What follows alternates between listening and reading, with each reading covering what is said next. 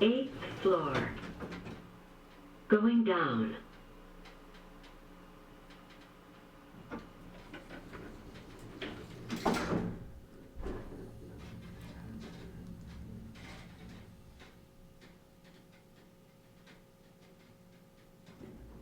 Seventh floor. Going down.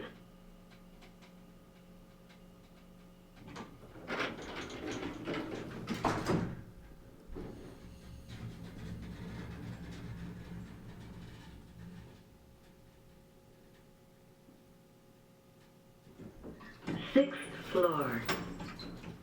Going down.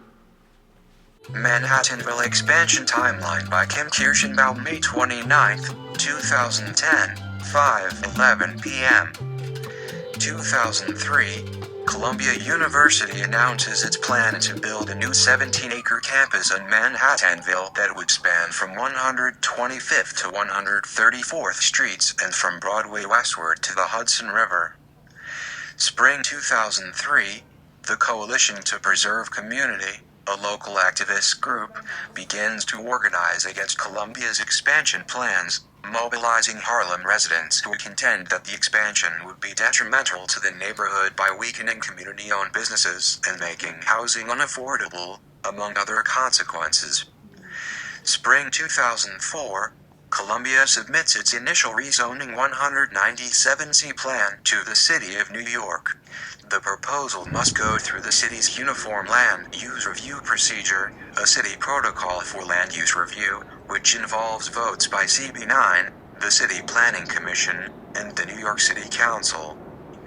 Fall 2004, Community Board 9, advised by the Harlem Community Development Corporation and the Pratt Center, completes its 197A plan, an alternative to Columbia's 197C plan for its campus expansion. The 197A plan includes a ban on eminent domain, the process by which the state can seize private property for public use in exchange for market rate compensation, and recommends the negotiation of a community benefits agreement, a memorandum which details how funds for the neighborhood in the footprint of the expansion will be allocated. Early 2005, the city commits funds to the development of a community benefits agreement, prompting discussion about the formation of a local development corporation, LDC, an organization intended to represent a broad range of constituents and ensure communications to the public.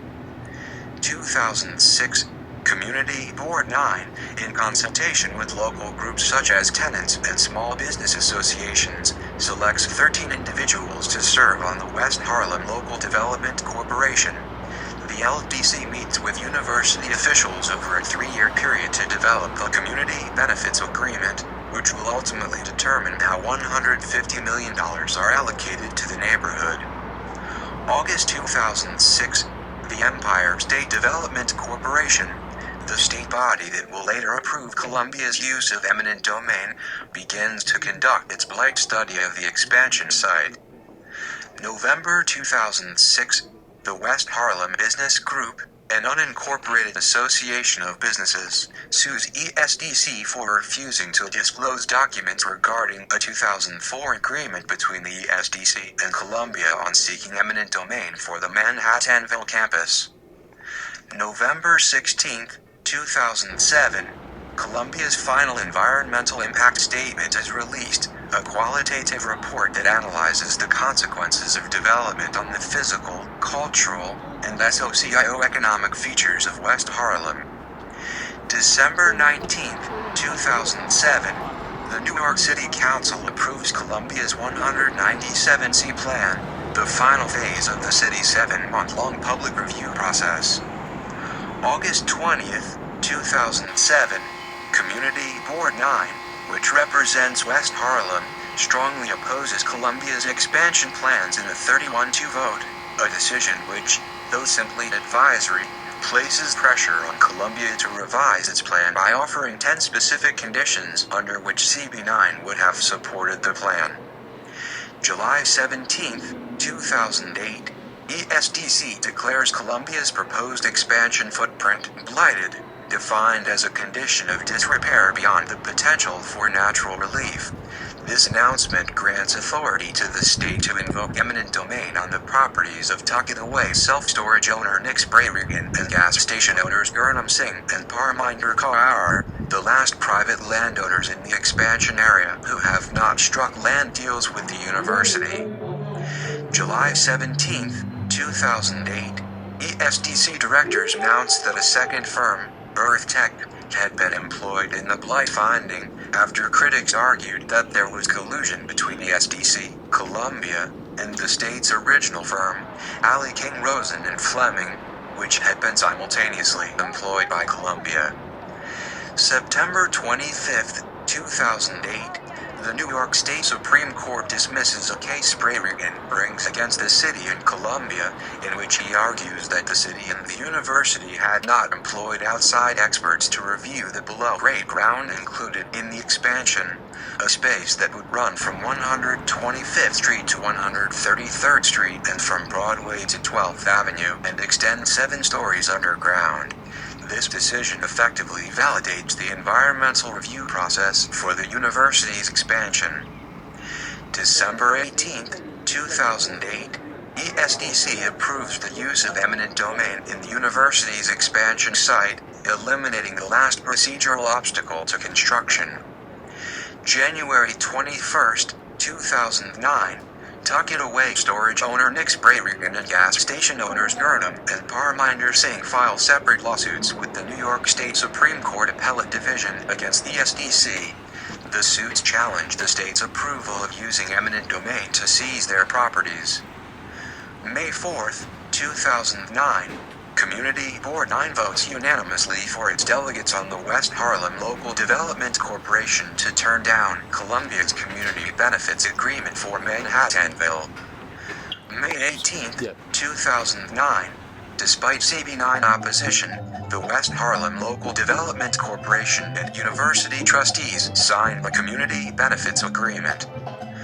May 21, 2009, David Smith, attorney for the Singh family, and Norman Siegel, who represents Manhattanville storage facility owners Breirigan, bring their case against the state at the New York State Supreme Court Appellate Division, where they question the legality of the Empire State Development Corporation's use of eminent domain. December 3, 2009, the New York State Supreme Court Appellate Division declares an unexpected 3-2 ruling that state seizure of private property in the 17-acre expansion zone is illegal. The harshly worded majority opinion written by Justice James Catterson calls the state's blight study of the area mere sophistry. December 14, 2009, nearly 50 local residents marched through the streets during a local rally at which they celebrate the recent state Supreme Court ruling and call on University President Lee Bollinger and the ESDC not to appeal. December 15, 2009, in a court case separate from the eminent domain legal battle, the New York State Court of Appeals rules unanimously that under the Freedom of Information Law, or FOIL, the ESDC must hand over documents to Breirigan that it had refused to disclose to the West Harlem Business Group several years before, despite their repeated requests under FOIL to obtain the documents. January 6, 2010, Senator Bill Perkins holds a hearing about the status of Columbia's planned campus expansion, where he calls for the reformation of New York State's eminent domain procedure law, a system which he says lacks transparency and requires more clearly defined terms.